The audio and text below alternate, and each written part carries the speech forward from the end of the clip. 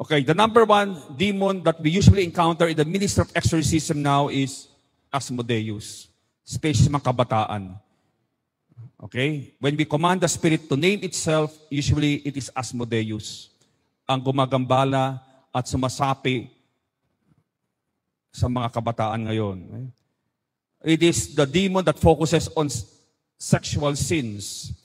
Sabi ni St. Alphonsus de Liguori, the founder of the Redemptorists, sabi niya, that the greater number of damned enter hell on account of sexual sins.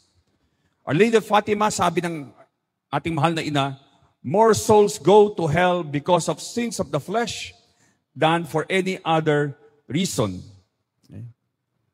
It is not because sins, sabi ni Sister Lucia, it is not because sins of chastity against chastity are the most grievous sins, but because they are the ones most people will not give up. Okay, the second demon is Mammon, the prince of vices, the vices of avarice and greed. The vice of avarice and greed expresses itself in a bewildering multitude of different sins and crimes, including theft, graft and corruption, deception, etc., etc. Okay? So ito yung mga taong sugapa sa pera. Okay? Their God is money. So this is the demon that is usually operative pag in-exercise mo sila. The last demon, major demon, is Beelzebub. He is the patron and prince of all forms of witchcraft and sorcery.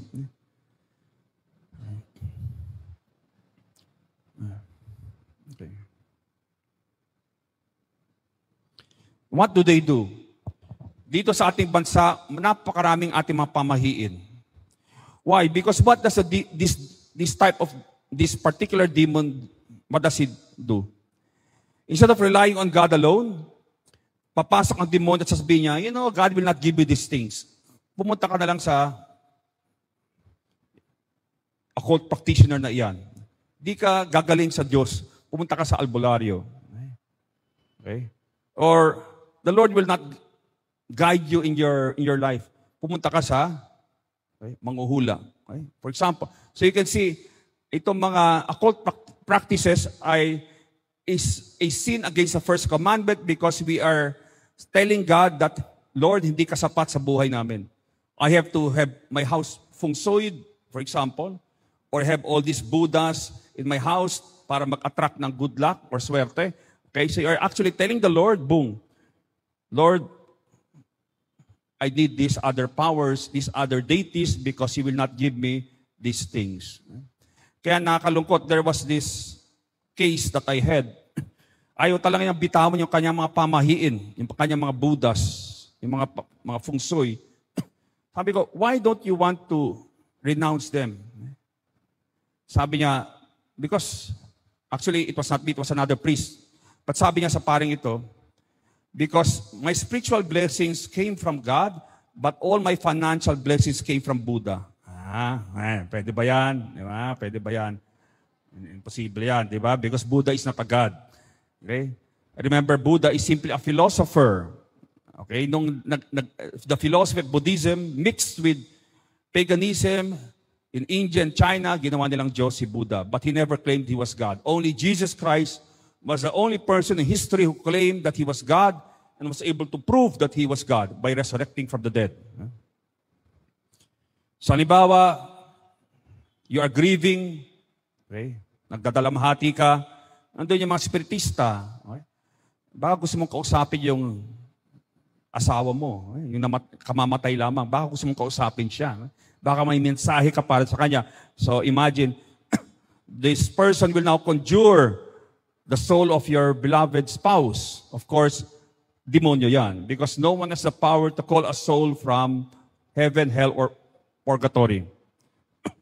Pag may sakit ka, nandun yung mga faith healers, witch doctors, and energy and psychic healers. Pag nababalisa ka, nandun yung mga fortune tellers. Instead of using discernment, you go to fortune tellers to make a decision. Okay, you get victimized, naging biktima ka, nandun yung mga mambabara, mangkukulam para gumanti para sa'yo. Okay, you are lonely, there are the sorcerers who can teach you how to make gayuma. Okay? Kaya kapag palagi may taong nagbibigay palagi kayo ng chocolate cake, mag-ingat po kayo.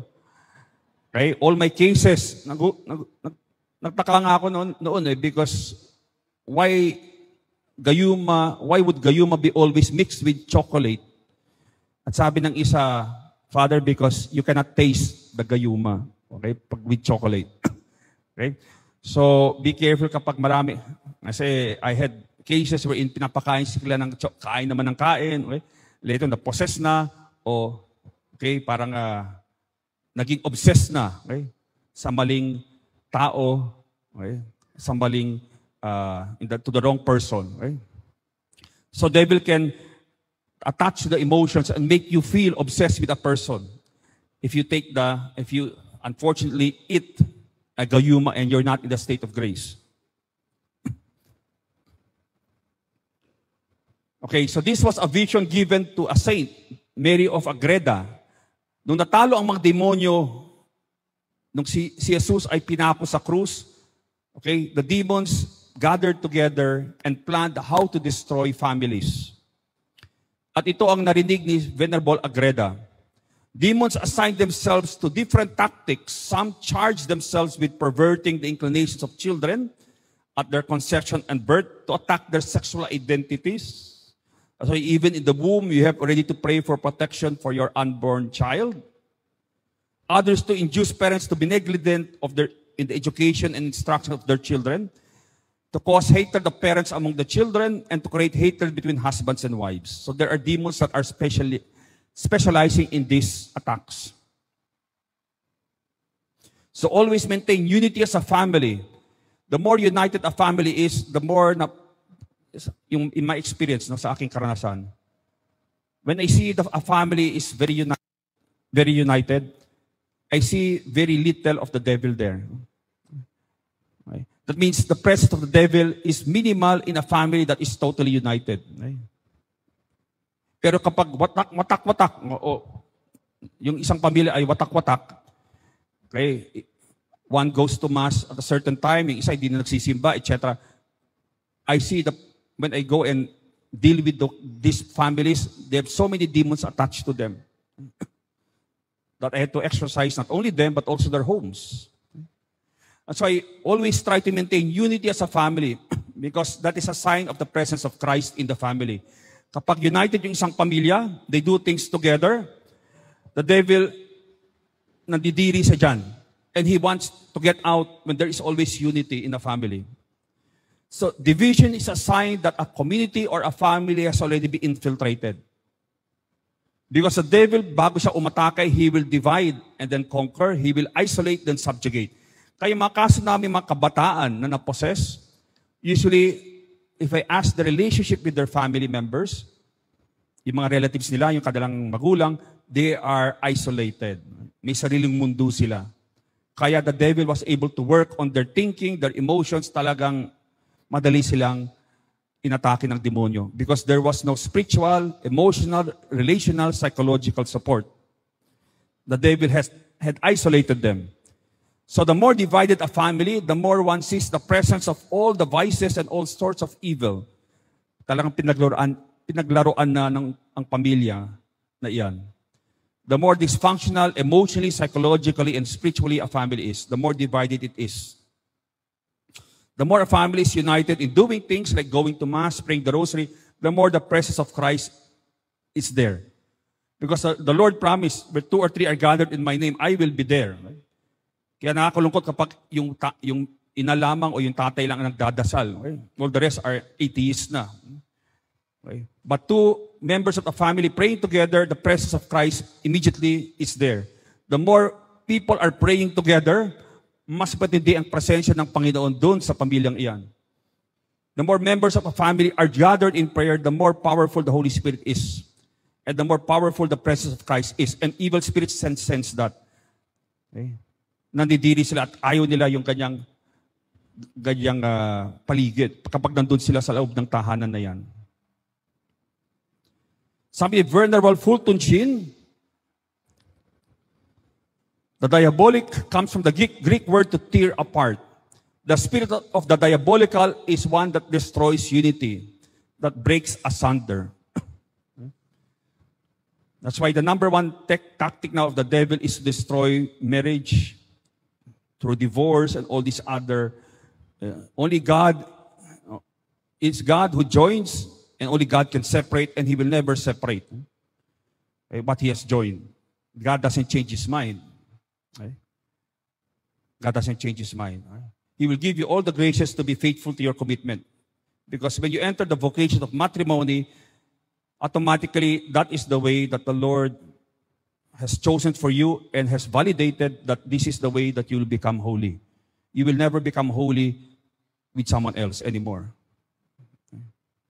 So when I became a priest, when I got ordained, I cannot simply say, Lord, parang mahirap na. Puro kademonyo yung nangyayari sa akin. Di ba? Ang dami mga harassments. I can say, can I take a break? Can I leave the priesthood and find another life? Hindi pwede yun. Di ba? Love always makes a choice. It's not what you feel like. It is always a choice. And it is a choice that is committed to the end. So go as a family to the sacraments, the Mass, pray together. Unity is not simply the absence of conflict, hindi nagpapansinan, but the proper ordering of priority. Okay? That means you are living out the family values, the values of Christ. The family therefore becomes like an army difficult to defeat because of its united front. Be very watchful of this opening to the diabolical, highly charged negative emotions. They attract spirits that come in and they aggravate. Halimbawa, may matinding away sa loob ng isang tahanan. That attracts always evil spirits. That's why after a bad fight, use sacramentals like holy water around the place. Okay, so that whatever spirits have been attracted into the house will be expelled.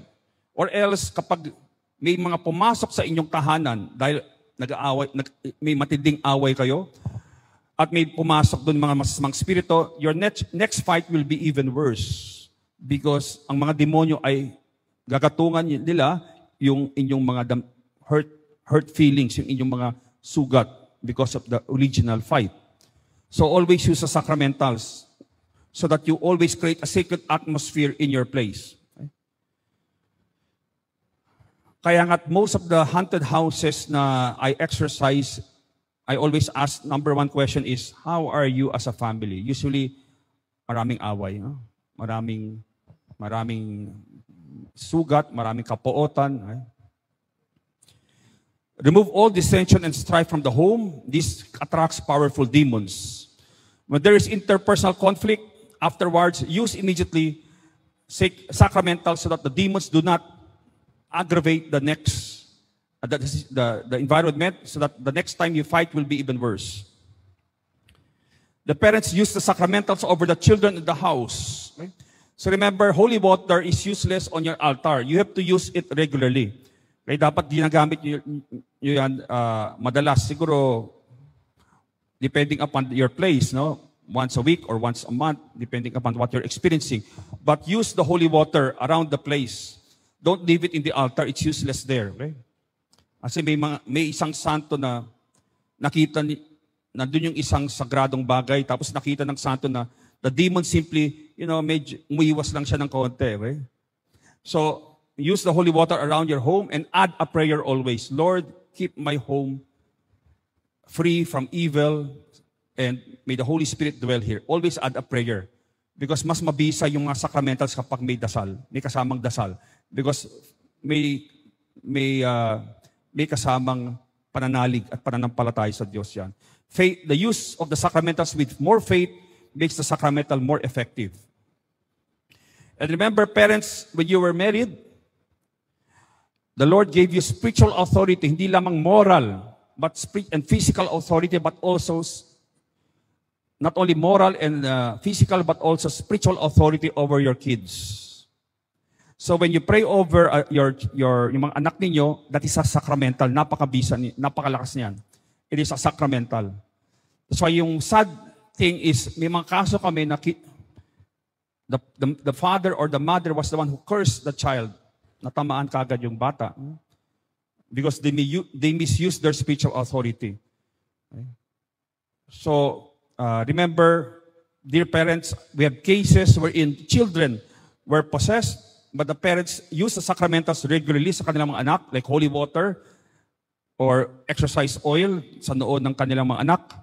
And later on, the children were liberated from all diabolical attacks. Right? That is how powerful the sacramentals are. Used by parents because of the sacrament of matrimony. Nung ako na inordinahan isang pare, the Lord gave me spiritual authority to cast out demons. When you were married, yung mga mag-asawa who were married in the church, the Lord gives you spiritual authority to cast out demons from your family. Right? Because you have spiritual authority over the members of your family. That is the domestic church that the Lord has placed you in. Right. So the right of the parents over their children is not a right of lordship, right, but the right to safeguard them and develop the seeds of holiness in them. The best gift that a parent can give to God is a holy child. Right? Not a rich child, not a child with so many degrees, or he has a high position in the government, or a high position at work. The Lord doesn't see that. He only sees the soul. The greatest gift that a parent can give to God, to return back the gift of the child, is to give back a holy child. Right? Nagiging banal yung mga kaluluwa na ipinagkaloob sa kanila. Doing charitable works of mercy as a family. So also as a family, do things together. Something charitable. Because may mga pamilyang narcissistic. Sila-sila lang.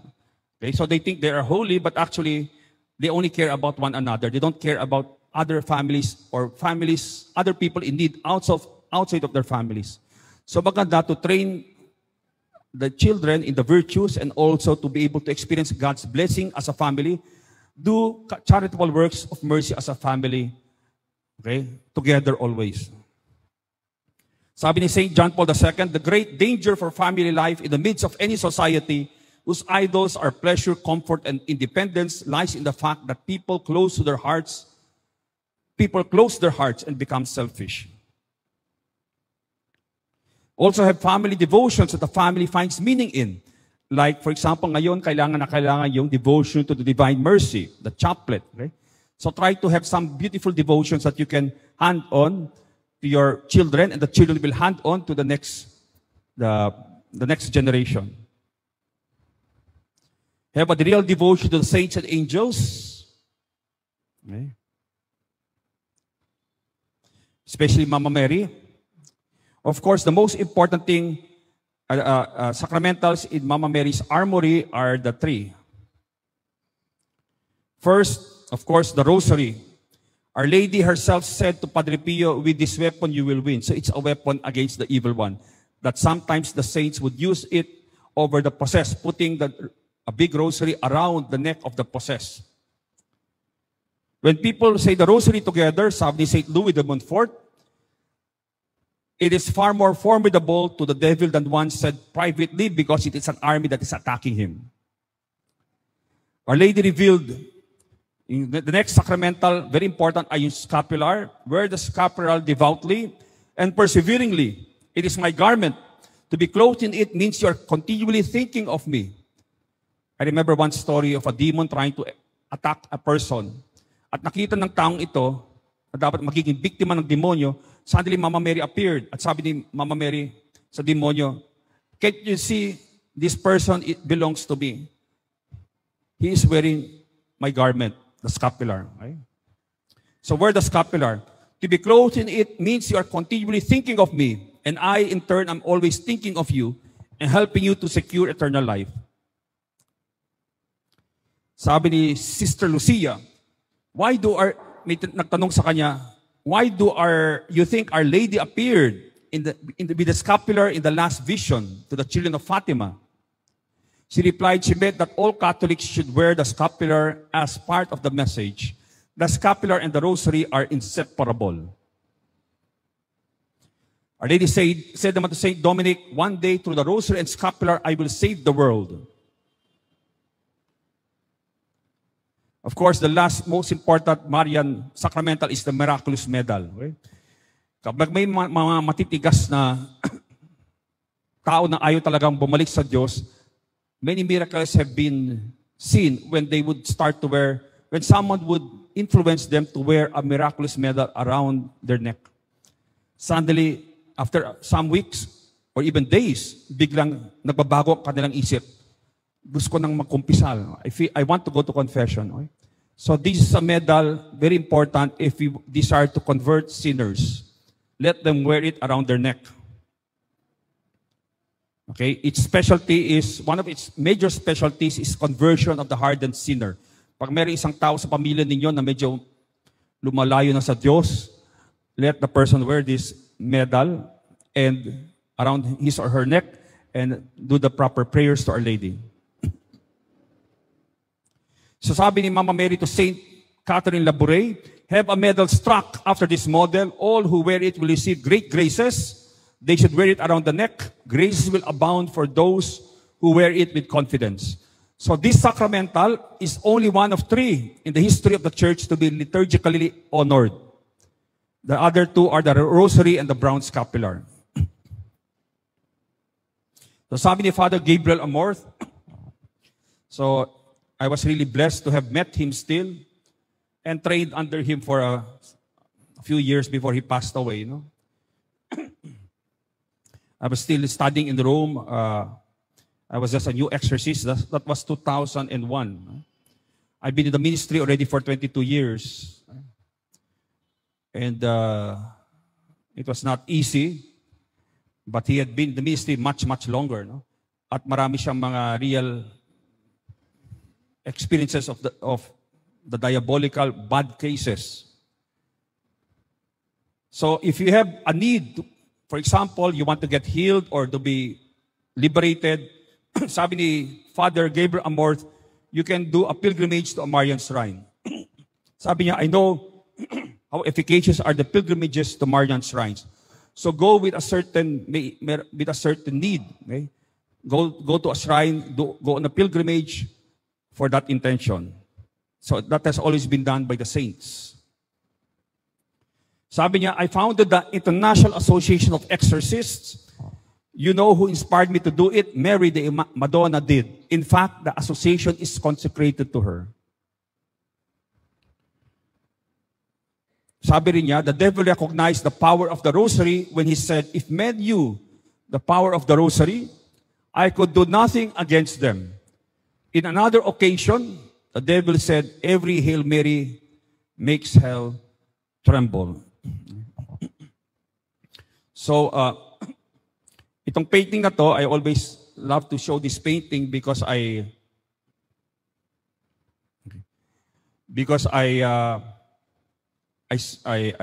saw that it is from 8th century it's 8th century old, 8th century pa yan. And it was found in the catacombs. And the prayer below it is, Hail Mary, full of grace, punch the devil in the face. Kaya nakita sinasapak ng ating mahal na ina yung demonyo. Okay? So, Hail Mary, full of grace, punch the devil in the face. Nagulat nga ako kasi this is an 8th century mosaic painting in the catacombs. Sabi ko, meron palang humor din yung mga early Christians. No? Kahit sila ay pinapakain na sa mga leon at sinusundog na, no? They could still make these types of sayings. So the second most powerful saint in heaven is Saint Joseph. Saint Joseph is a terror of demons. He protected the Holy Family and will also protect our families if we invite him into our homes.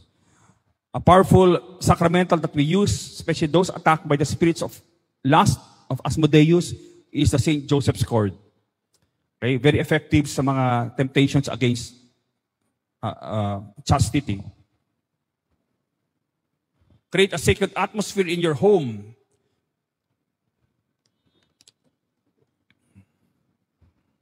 Make sure all rooms have sacramentals and all religious objects have to be blessed by a priest. Huwag lang kayo bili ng mga sacred religious objects at hindi nyo pinapabless sa pare.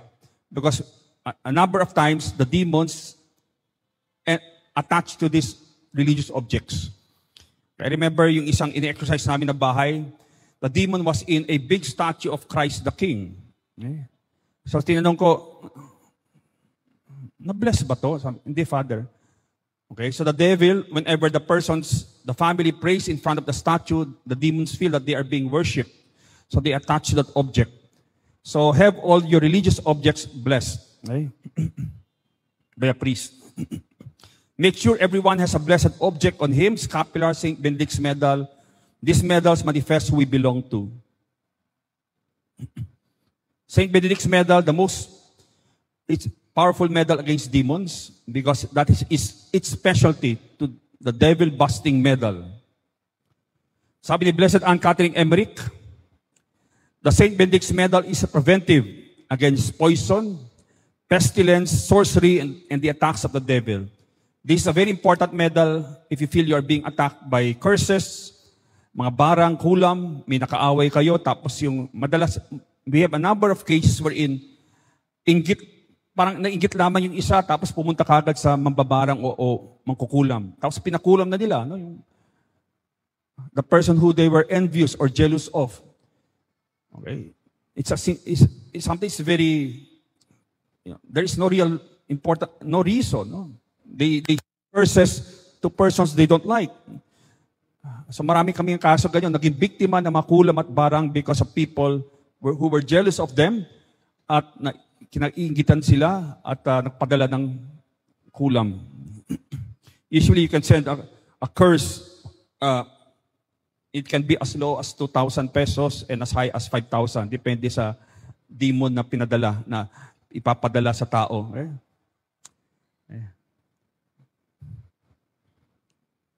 Now in the book of Exodus, God states, "You shall not have other gods besides me."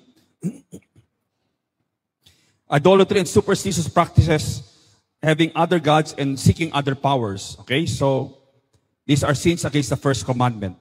So dispose from your home all occult paraphernalia, Buddhas, feng shui, good luck charms, any objects, magnets, crystals, oils that supposedly attract positive energies. These are not energies, these are spirits. And remove negative energies. God is enough. If He is not enough for you, then your spirituality is still pagan. Okay? So, tanggalin nyo lahat ito. Okay? Yan. Okay. Meron kayo, no?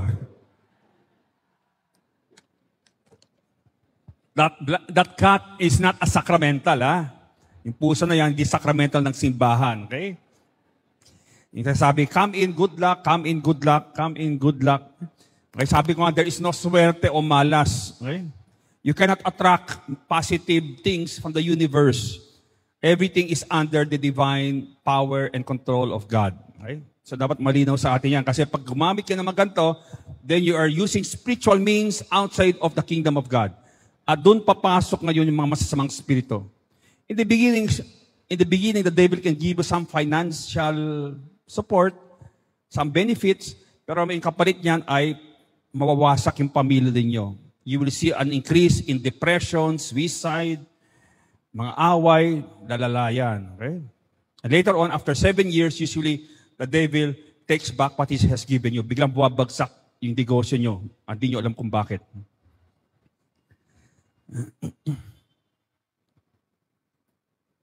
So always have on hand a manual of prayers of liberation and protection. Pray them regularly and from the heart. So when we have, pag meron kayong mga prayer books para sa healing, don't forget to also have prayer books to expel evil spirits. Right? Because the devil is much more dangerous than a sickness. Okay? And many people, naniniwala sila sa demonyo, but they do not have a practical knowledge of the devil. Paano siya umaatake? So, simple prayer of liberation is, in the name of Jesus, kasi iba kapag may encounter sila, mga engkanto, basta, umalis ka dito. Okay? Don't say that. Okay? You have to use always the name of Jesus. Because against a fallen angel, talo ka. So always, don't say, umalis ka dito. You say, in the name of Jesus, get out of this place. In the name of Jesus, command the demon to depart. I command you, evil spirit, halimbawa, binabangungot ka, gumising ka. In the name of Jesus, I command you, spirits harassing me now, I command you to depart and go to the foot of the cross. Ibig sabihin, sa paanan ng krus. That means I send you to Jesus. We send them to Jesus, so Jesus will deal with them in accordance with His will. And then, pray to the Holy Spirit. Lord, fill up the empty spaces left by the spirits. Fill up, have an infilling of the Holy Spirit. Okay, command to depart. Tell them where to go or else baka pumunta sa kapitbahay ninyo. Okay? So, ingat kayo dyan. Okay? I remember one exorcist, no? He was exorcising a demon. Sabi ng demon, saan ako pupunta? Sabi ng exorcist, kahit saan. Pumunta, ha? Sa kubeta, doon sa toilet, pwede ba? Sige, punta ka dyan. After the exorcism, nag-CR siya. Doon, he experienced physical assault, right? Sa banyo, right? Because he sent the demon there and he forgot that he sent it there, it was there. Right? So hinintay siya na mag-CR, tapos doon siya inatake. Right? Okay, use the holy water, exorcise oil, exorcise salt, blessed candles, blessed bell. Okay? Exorcise bell. Okay? So I usually use exorcise bell because it creates a sacred sound. So pag binabangungot ako, halimbawa may mga cases ako na malala, tapos inaatake ako yung sa gabi, the day before, I simply just wake up, I ring the bell, and I command the spirits to go. I don't use so much anymore holy water. I simply ring the bell. It creates a sacred sound and very effective in exorcisms. Right? It should be blessed properly also. Right? Candles create a sacred, when the candle is lighted, it creates a sacred smoke that will purify the entire place. Kapag halimbawa marami kang distractions, hindi ka makapagdasal, light a blessed candle. That will remove all distractions. Common areas of infestation. Usually, mga kwarto na malapit sa mga matatanda at mga talagang lumang-lumang mga puno. Corner rooms, use sa sacramentals there. Mga kwarto sa sulok-sulok. Usually, demons tend to attach to trees and corner rooms. Bathrooms and toilets, mga bodegas, doon sila usually nananahan at kumakapit sa isang bahay. Playrooms, large mirrors, especially antique mirrors, madalas sila kumakapit rin dyan. No? Kaya marami mga cases ng mga kabataan na nagmamass possession because they went to a mirror and they conjured a spirit. Okay? Halimbawa sa CR ng isang school, okay, nag-Bloody Mary sila. No? They try to conjure ghosts and they get possessed. Gregorian music played regularly in the home. It creates a sacred sound. So if you want to create a sacred sound in your room, play Gregorian music. Pag inaatake ka ng demonyo, play Gregorian music. Very, very effective. Because the devil hates Latin, and especially Latin prayers. That's why when we do an exorcism, I always command in Latin. Because ayaw ng demonyo yung Latin. And also, it also tests if the person is really possessed. Because if the person is able to understand what I'm saying in Latin, ibig sabihin talagang possessed yung tao. Okay? Minsan, the devil will even correct us exorcists. They will say, Father, mali yung Latin ninyo. Eh. Dapat ito yung pagbigkas niya. No? Tama. Okay, so that can happen. Don't forget to have your animals blessed also, because demons can possess homes, objects, and animals and plants, like baleta trees,